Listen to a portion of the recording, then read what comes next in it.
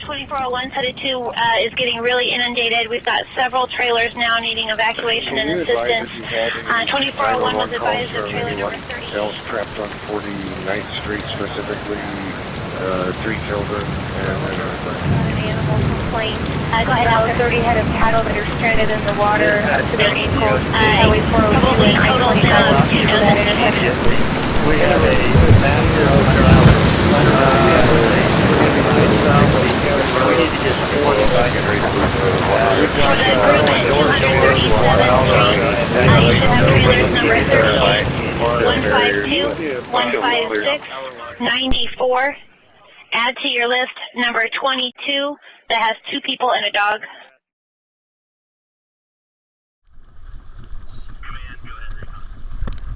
The thing that people seem to remember most is how fast the water came in. Above the ankles 1 minute, thigh high the next, up to the chest a few moments after that. That was the point at which saving things became instead about saving lives. More than a year's worth of rain fell in less than 2 days, leaving levees helpless against the crushing tide. And the river claimed fields it once floated by lazily. Where it once enhanced their beauty, the river now consumed trails, ball fields, roads, and homes. People who stood sheltered only a day before now found themselves with nothing as the water took everything in its path. And when the river receded, it left waste and mud and destruction that will take years to recover from. Well, I was panicked, you know. I mean, this is our livelihood. This is my business. This is how I make my money. These are our homes. And so, you know, for us, just a feeling of hopelessness and helplessness. I mean, because there was not much you could do. When school ended, I let all the kiddos go. They left early, and Mrs. Keaty goes, "You can go ahead and go." And I didn't. I stayed here because I had nowhere to go. I didn't know where we were going to go. It was dark, the water was murky, and my biggest fear throughout the whole ordeal was what was under the water that was going to wipe my feet out. And then at one point I actually lost my balance and kind of partially went under trying to get in the Eastwood Village. There's a good chance that anybody that day would have been wiped out by something underneath the water, that they weren't going to have the flow of the water was so strong they wouldn't be able to get back up, especially a child or an elderly person or somebody that was frail or weak. That water was moving so quick that if you weren't holding on to something or didn't have a good sense of balance, there was a very good possibility you were going to go under, and that would have been a definite fatality. And we're lucky that that didn't happen to anyone. Water was about waist deep. We watched it tip over a 35,000 gallon oil tank, but it tipped it over like it was nothing. We started to make our way, and by about halfway across, it became about chest. We were tied together, but we were trying not to be swept away, and it was very difficult. We were dodging railroad ties, logs, barrels that were floating down floating through the water. It was a probably 5 or 6 year old little boy. I grabbed him from a family member, and I was able to get him out of the water, hand him off to a firefighter, and you can just see the relief on his face. As soon as I called my husband and said that there was water on the place, he called our neighbors and said, you know, there's water coming. And by then, all what they had time to do was grab the shirts off their back, their pets, and out the door they went. So I called a friend who's a teacher here at the school, and we went and stayed with them. I have 3 kids. The 12-year-old went with us. My 17-year-old daughter went to a friend's house, and my 19-year-old son went to a friend's house also.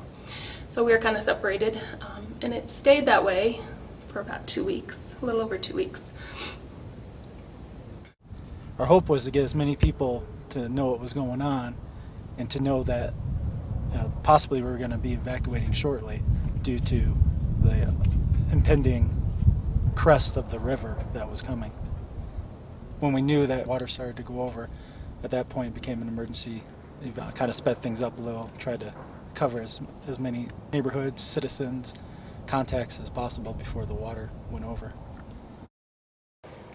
The water, though, was not like, a flood like the basement. The basement flooded, the water rose up. It was a strong current and whitewater rapids. And that was what happened here for 10 days. The rain began on September 11th, and 2 days later, when the crest reached Evans, the water had already affected many towns along Colorado's North Front Range, stretching local resources to the breaking point. Still, the current pushed on and through the town. In Evans alone, over 200 homes were lost. Nearly 1,000 residents were displaced. 8 miles of roadway were severely damaged.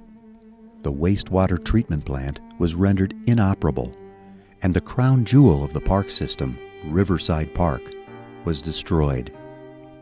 Within days, however, help arrived from around the area and around the country, and the gritty work of cleanup and rebuilding began. This is the Riverside levee project, or phase of our project here. Coming in with the Southwest Incident Management team. We came in to help the city of Evans, Milliken, and Johnstown with this event. Once we were able to do some aerial reconnaissance with the water that continued to flow into the area after the rains subsided, it was determined that there was a levee breach somewhere, and this was one of the significant areas that we were able to positively confirm had a levee breach. From that point, we made this one of our priorities so that we could control the water flow that would continue to go into the city of Evans and into the evacuated area of the mobile home parks, and also the water treatment facility. That became an issue for us. The biggest priority being getting the city back to some sense of normalcy. So we had to do 2 projects at the same time. As they built the way in on the roadway, they've also been able to fill in the gap that has been created from the floodwaters. With both of these projects, we've had great partnerships with the city of Evans, the city of Greeley, and everybody has come in to work on these projects, to include the folks in Milliken and Johnstown. It's made it a tremendous success for our area that the Southwest Incident Management team has been fortunate enough to come in and help with. Basically, the river cut a new channel through here. This was an old gravel pit, from what I was told, this lake, and it just cut right across and cut a new channel over in the park and went right to the trailer park. The city put out a promise to have people able to start utilizing the septic system within 10 days, and due to the hard work combined between the incident management team, the city of Evans, and the city of Greeley, at day 8 they're flushing again. That double wide trailer there was floated off of its foundations and across the road from over here.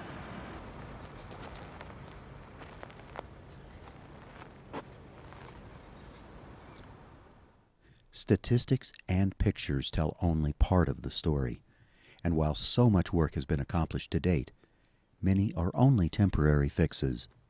Permanent repair of infrastructure and reestablishing normal lives for many will only come through continued effort, widespread collaboration, and the help of all willing and able partners for years to come.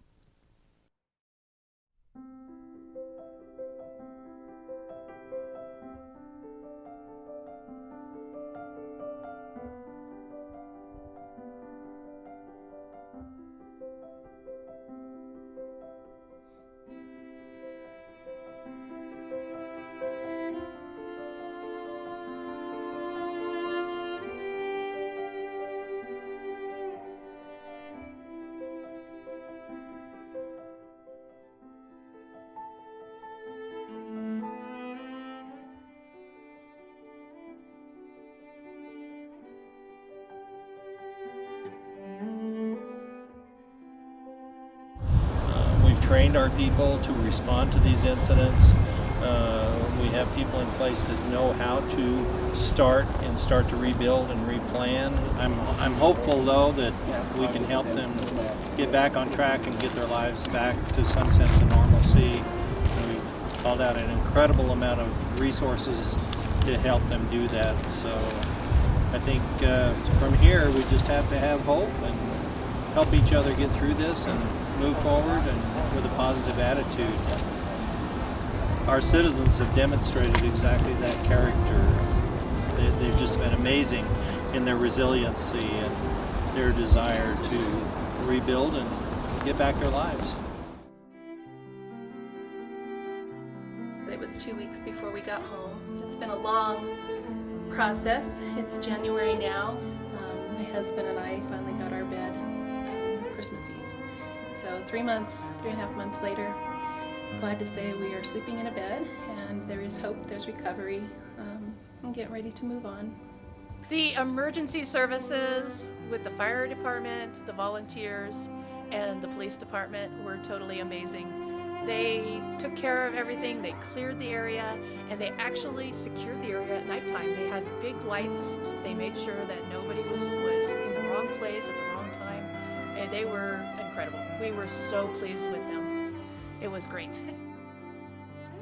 I know this is one of those, once in a millennium floods that say it can never happen to us. Well, now people know that this could happen.